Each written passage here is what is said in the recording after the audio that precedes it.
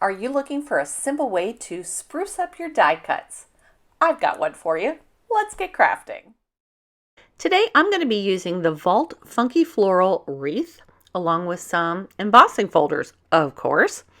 And I'm just going to go ahead and cut this white cardstock down to fit the wreath, and I am ultimately going to end up making 3 of them. I am using Scorched Timber Distress Oxide ink. Now I'm just going to lay down some ink on this piece of white cardstock. It is just Recollection 65-pound weight white cardstock. Nothing special. You can use any die for this. It doesn't matter. I just really love this die and I couldn't wait to get it. And well, here it is. So I'm going to use it today. I feel like a kid in a candy store. Now I just want to get enough ink on this so that I have some variation of color when I put this entire piece together. I've run it through my Spellbinders Platinum 6 die cutting machine on my magic mat, and I'm just taking it up. This is really the very first time I'm using this die, so I wasn't really sure where the cuts were, and it did turn out lighter than I thought it would be, but that's okay. I still have ink on my brush, and I'm going to fix that up. So in the true spirit of using what you have, this is a very old Cricut mat. Now this was from the original Cricut that you couldn't even use with a computer. And I don't have it anymore, but I did keep the mat. So I just cut it in half and it works perfect to hold down those delicate die cuts like this. This one I knew was going to be tough to add ink to. That's why I went ahead and added ink to my solid piece of paper before I die cut it. But as you can see, this works out pretty good. Someday I'll get a waffle flower grit mat, but I don't have one yet, so I may do. I did die cut 2 additional wreaths out of solid white cardstock, and I'm going to go ahead and color these on this fake mat with this one's Forest Moss. It's kind of a brown green color, and you'll see that I actually did remember to re-ink my stamp pads this week. So the color is coming out really vibrant. And I know it's going to go well. Obviously, green and brown goes nicely, but this is very close in the color chart. So it's got a lot of brown in the green already. And I really wanted to get some depth of color in this wreath. For the third wreath, I am using Rustic Wilderness Distress Oxide. Now, this is one of my absolute favorite greens, and I really wanted to put this towards the top when I stack these all together. Now, they will be offset. I'm not going to stack them one on top of one another because then that would defeat the purpose of using 3 different colors. We know that when we look inside of a Christmas wreath, there are many colors of green in there, and that's kind of what I was going for, multifaceted. Now in my cleanup process, I just added water to my Cricut mat and did a little ink smushing before I sopped up any remaining ink so I could use those in my wreath as well. So here I'm going to be using some Tattered Rose, and this time I'm just going to color this entire piece of cardstock. In this case, this is going to be the flowers in my wreath, and I'm just going to randomly place color on this piece of cardstock. I don't want it to be a single color. Once again, I want those different facets of colors. This one I think is Worn Lipstick, and obviously it's going to overpower the Tattered Rose, and not much of the Tattered Rose actually remains towards the end. But I'm not being gentle about it. I'm not worried about the blend. I'm simply putting color on. And you'll see that I didn't even wipe off my brush. That's because I'm going from lightest to darkest. I absolutely would if I was going to use a lighter color, but here it wasn't necessary. True Wendy fashion, I was not satisfied with what I had, so I decided to get some more texture by adding water droplets. And I'm just spraying some distilled water into my hand, and I'm just splashing my cardstock. Now, why distilled water?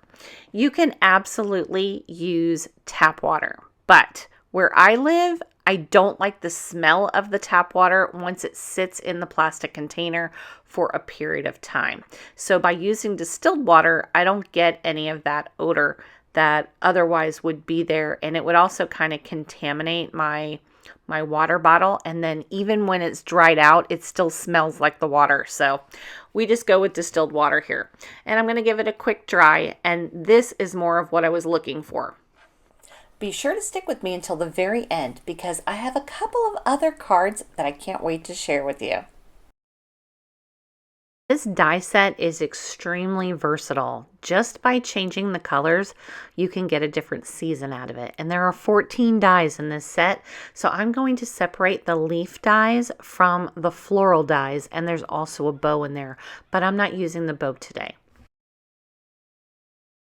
I want to be very certain that I'm capturing different colors with the flower dies here.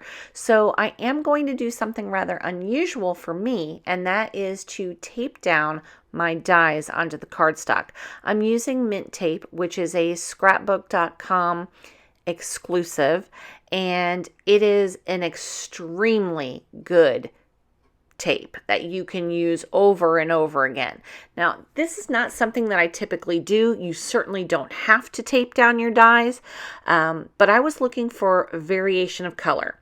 So I've run it through, and now I'm going to go ahead and take all the parts apart and put my little flowers together before we make some magic. Now this is an old Stampin' Up! Embossing folder called Wrapped in Texture. As you can see, it's not even a full sheet. It's literally just texture, and I am absolutely certain it's no longer available because I'm sure that I bought it on clearance at some point. You just want to take a look in your embossing folders. Find something that has some super fine texture to it, not something that's necessarily 3D, not something that's got a big open space, because your small, delicate flowers are just going to get lost in it. But take a look at what you've got. Little mini dots would also work very nicely here. Now I've run this through my die cutting machine again, and just check out the amount of texture that we're getting in the flowers. That super fine weave is beautiful, and it is unexpected. It brings a beautiful finish to this wreath, if I can ever get it off the embossing folder, that is. I'm using a standard A2 card base, which is 4 1/4 by 5.5 inches, and I'm using Accent Opaque 100-pound cardstock. I have a layer of Recollections cardstock on top that has been cut with the Spellbinders postage edge rectangles. The next layer is the next rectangle down, and I have gone ahead and run that through with a mini dot embossing folder. That one is also a very old Stampin' Up! Embossing folder, and there's lots of dots out there. So I will find something similar to those embossing folders and link them along with any other supplies that I'm using today in the description box below, just in case you want to check out what it looks like closer up. Like everything else in card making, there are a million ways that you can do this. And you'll notice that I tend to use Bearly Arts Precision Craft glue. I love this glue, my absolute all-time favorite glue. And as you can see, I was able to peel that up relatively easily. Just a tip, if you want your glue to give you some additional wiggle time, just give yourself a thicker coating of glue. It does take a couple more minutes to dry, but that's not a big deal if you're doing other things. I am starting to glue down my wreaths here. I've started with the Scorched Timber wreath, and I am moving on to, which did I use next? Oh, Forest Moss. Okay, so I'm just twisting the wreath and kind of offsetting it a little. I don't want it to be right on top of one another. And now we're getting a little thicker, and it is on an embossed page, so I want to make sure I give it enough time to grab.